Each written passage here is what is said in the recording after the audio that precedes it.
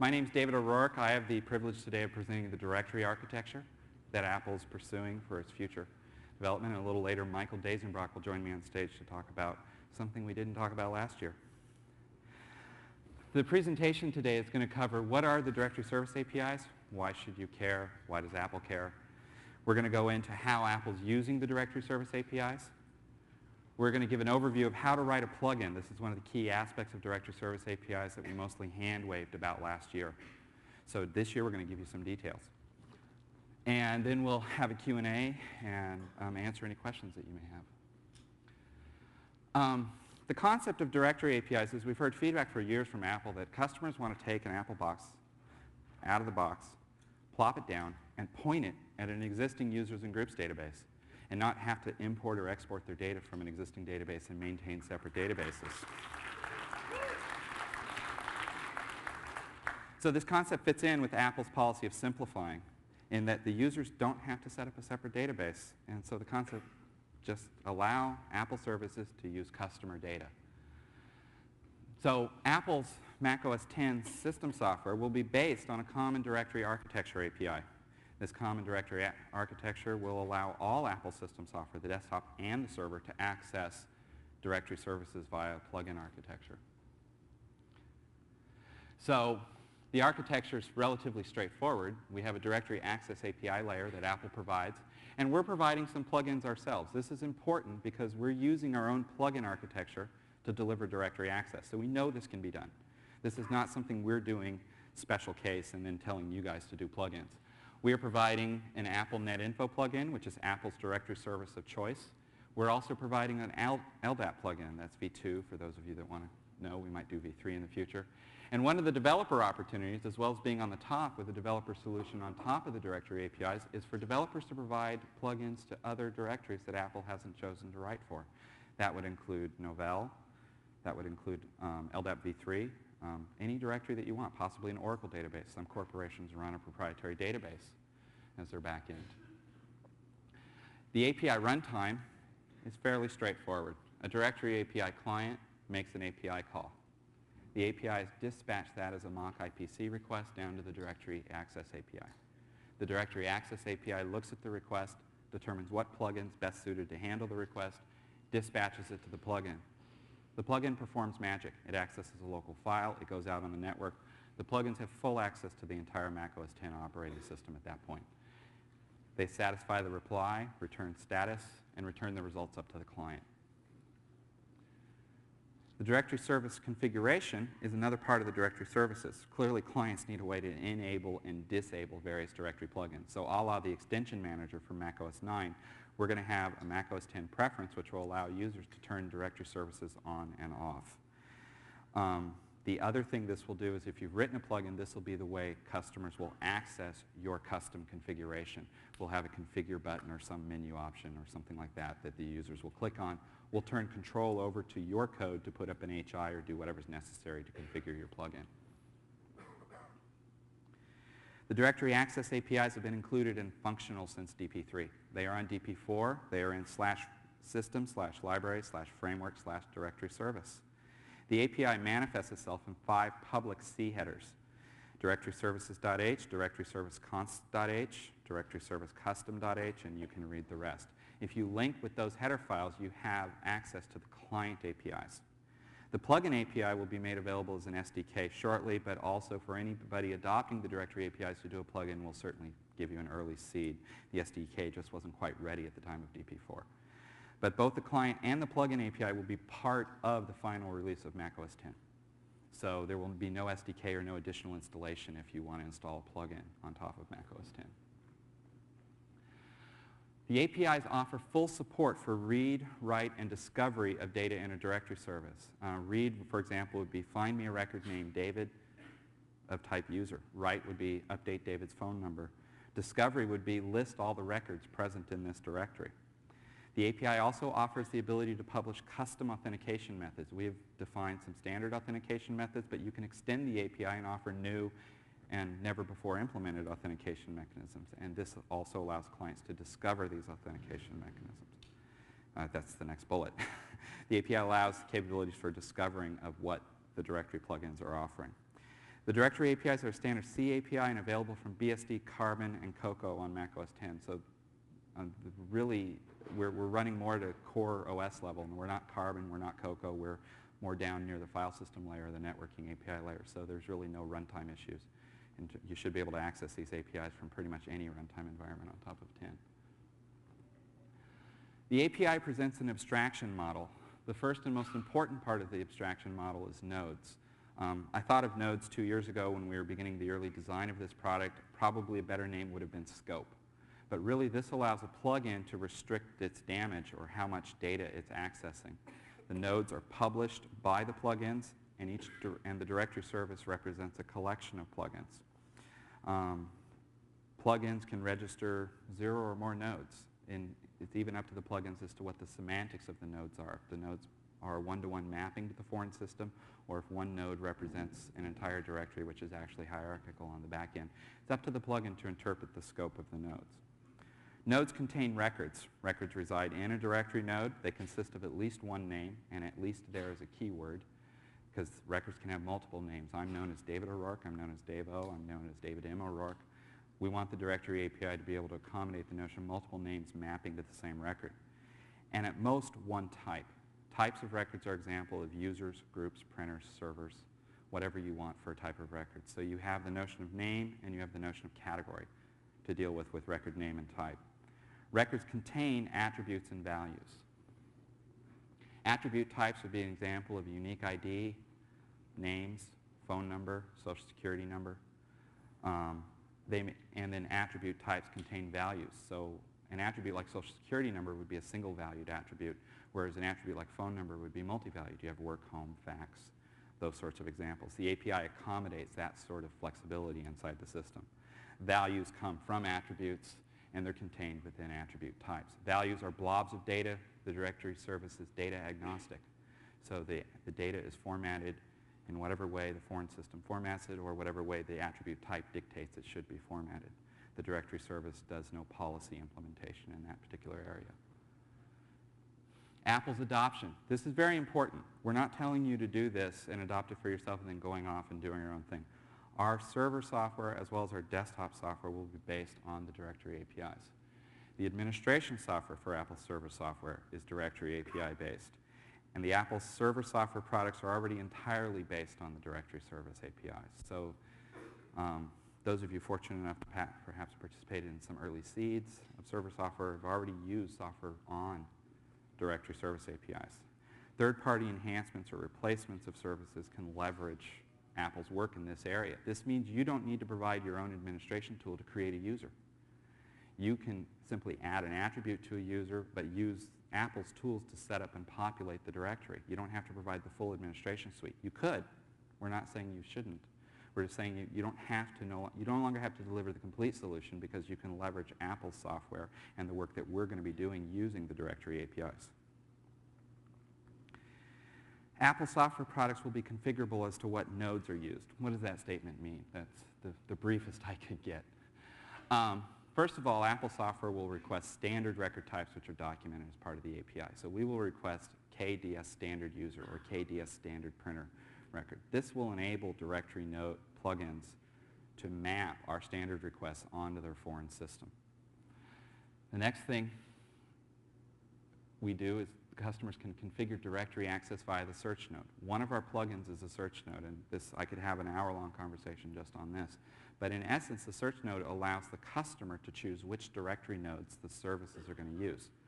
So the idea is if you've added a directory for XYZ, you can go to the search node configuration panel, and you can say, I want to use Active Directory, I want to then consult NetInfo, and then I want to consult LDAP in that order wherever anybody wants to find a record. Administrators can use the search node to control data access controls, as well as bring new directories online.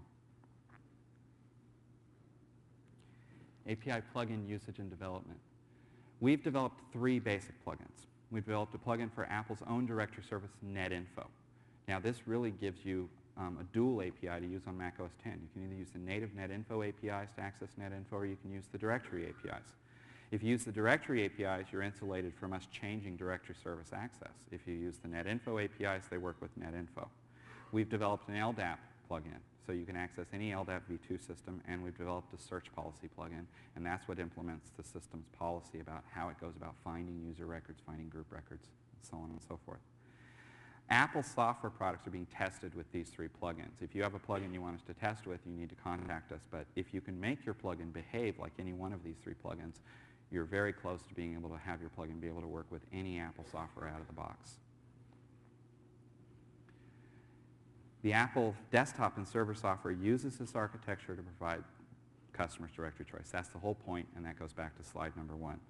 We are actively looking for developers to develop a plugin. We are not going to do plugins to every single directory system on the planet. If you have a custom directory you'd like to access, we encourage you to contact us to develop a plugin. If you have a standard directory you want to develop access to, there's a product opportunity there for you to sell the product to Apple customers. At this point in time, I'm going to stray from what we covered last year in last year's session, and we're going to give you some details on how actually to write a plugin. And I'd like to invite Michael Dazenbrock up on stage at this time, and I'll be back later.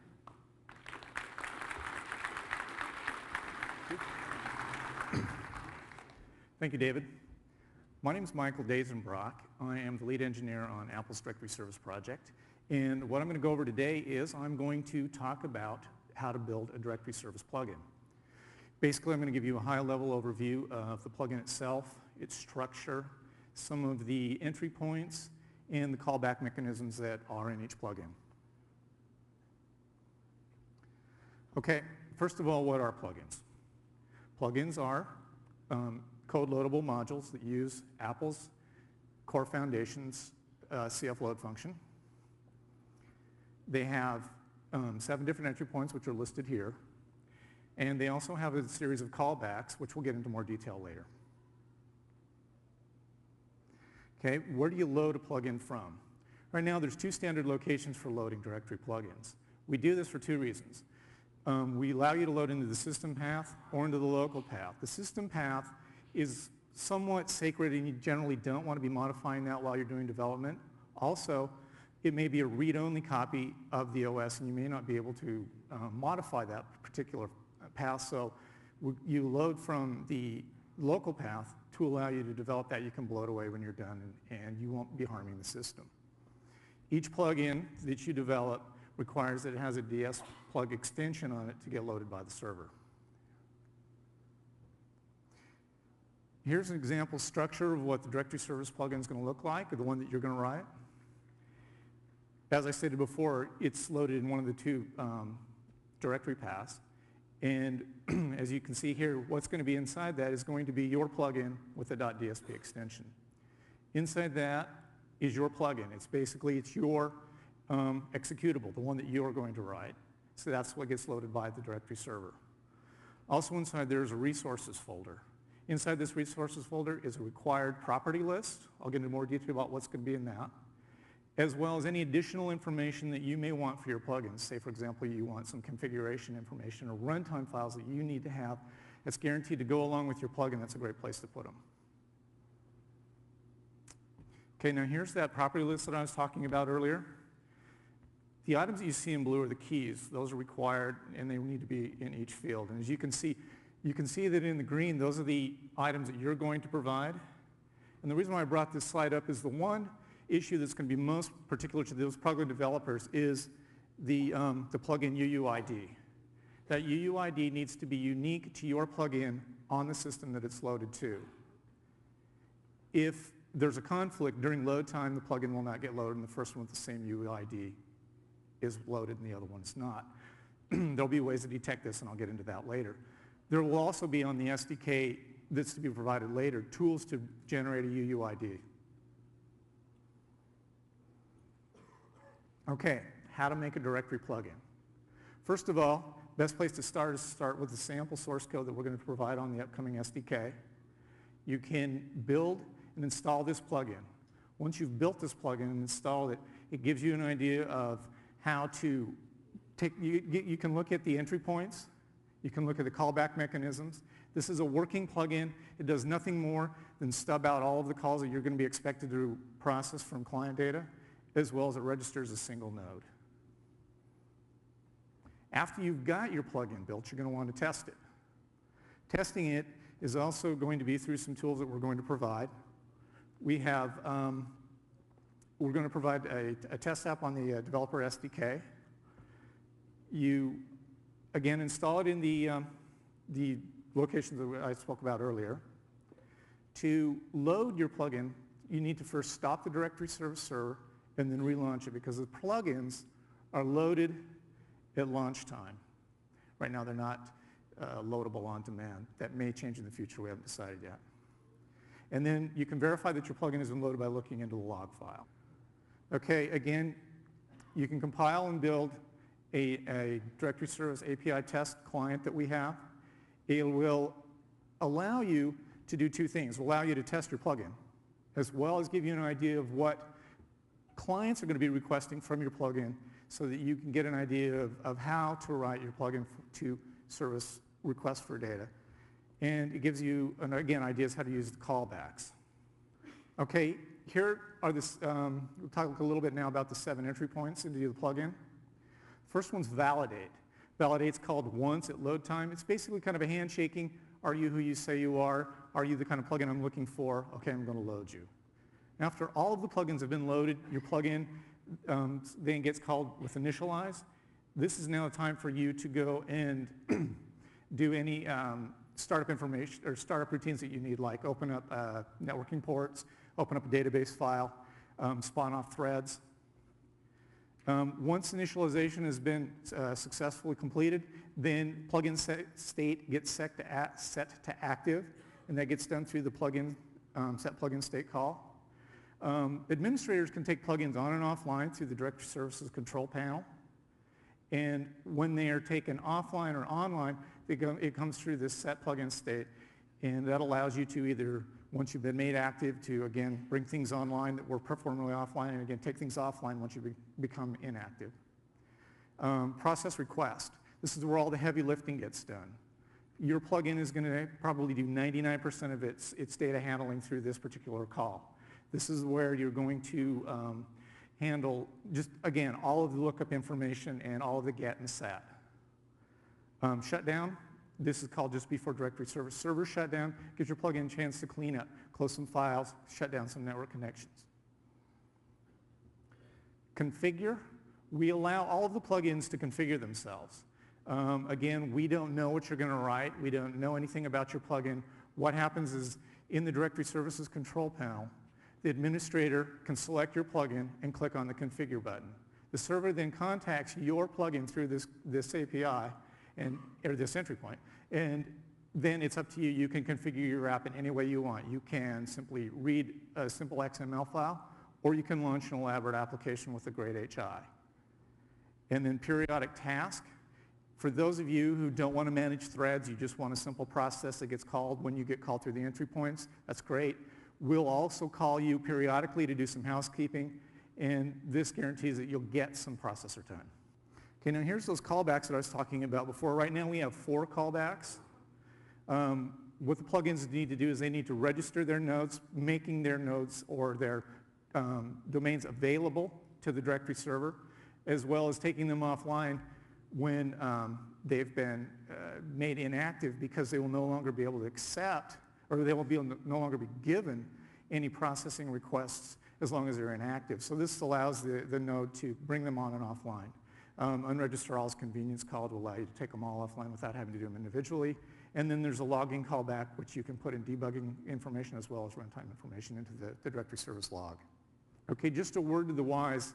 Remember that your plugins are going to be loaded by the directory service server. The directory service server is running as a root process. Therefore, your plugin is going to be running as a root process. So you should do all your development as root, and then test as non-root, so that you know that it's doing the right thing. It's not giving non-root owners root access and doing bad things to the system that you normally wouldn't do as a non-root owner.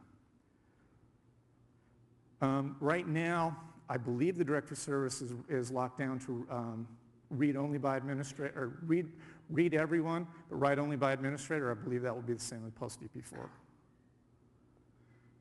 Okay, to sum up, what you need to do next is contact your WWDR representative if you're interested in doing any directory service development. Please come and talk to us after. So we can hopefully get you, we can get you on the contact list for early seeds of the SDK, as well as get the copies of the directory service documentation, as well as the plugin API documentation. And with that, I'll turn it back to David. Sure. The directory services and other Apple technology, the directory services are really a low-level access technology. They don't necessarily dictate an HI, a browser, or anything like that. So we complement some other Apple technologies. We provide a common framework for higher-level software to be insulated from the particulars of a particular directory service. One technology that we do complement is network service location, which does have a directory service plugin under development. So if you do a directory service plugin, NSL will be able to browse your directory service via its directory service plugin. So now you don't have to do two plugins, one for NSL and one for directory services. Doing it in one place, the whole system benefits. What are the opportunities for you as developers? Because we're all here to make money.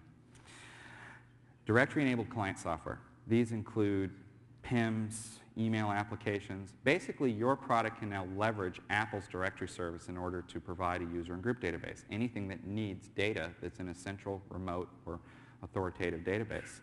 You can provide alternatives to Apple software. If you think you can do the AFP server better, go for it. This actually makes it easier for you because now you don't have to do your own users and groups database. You can use the one that our administration tool sets up for you. And you can add value by leveraging directory data. We need reports. Administrators want reports. They want data. They want to know how many pieces of data are in each record. So you can leverage the directory data by either mining it for the administrator. You could report on it. You could modify it. You could fix it. There are pointers in directories, for those of you familiar with directories, that sometimes need to be updated or can become dangling pointers. So there's a lot of opportunities to sit on top of the directory APIs and do useful opportunities without actually having to do a plugin. The second opportunity is what Michael just been talking about, is doing a plugin to bring an Oracle database online, or a FileMaker Pro database online, or a flat file that you have that's a personal favorite file format. Some of these are going to be for sale. Some of these are going to be custom developed at institutions. We really want to see a lot of plugins developed, but just work with us to develop the plugin. X500 would be one directory plugin. Windows NT or Windows 2000, the Active Directory plugin would be a good one. And at this time, I'd like to say that Novell has signed up to work with us to develop a directory plugin. So those of you who want to take a Mac OS X system and use your existing Novell directory service, we'll be able to do that shortly. And again, the last bullet just emphasizes why we did this at all. We want to be able to integrate Mac OS X, both client and server, into an existing infrastructure and not require them to set up a whole new infrastructure to use our products. What are some additional resources? We have the Apple Developer Connection. We're going to have our PDFs up there. We have documentation for the API, and we have documentation for the plugin. We'll be posting those PDFs to Apple Developer Resources. Michael, is the API documentation in the framework subdirectory? Not currently. It will be in future builds or in wherever documentation goes in Mac OS X. Directory Service API documentation will be available at the Apple Developer website, and the API and the headers are installed with DP4. You have the Directory Service Client API, you had it in DP3 if you didn't know it, and you currently have it in DP4. So if you want to play with it, give us some feedback, tell us about some bugs. We'd love to see anyone playing with the Directory Client API. Who would you contact if you're interested in developing and need Apple's assistant? Thomas Wire is your friend in this particular case. So contact Tom, pester him, tell him that you need access to Davo or Michael, and that you desperately want to develop the world's next greatest plugin, and you need David's time now. And we'll be happy to work with you.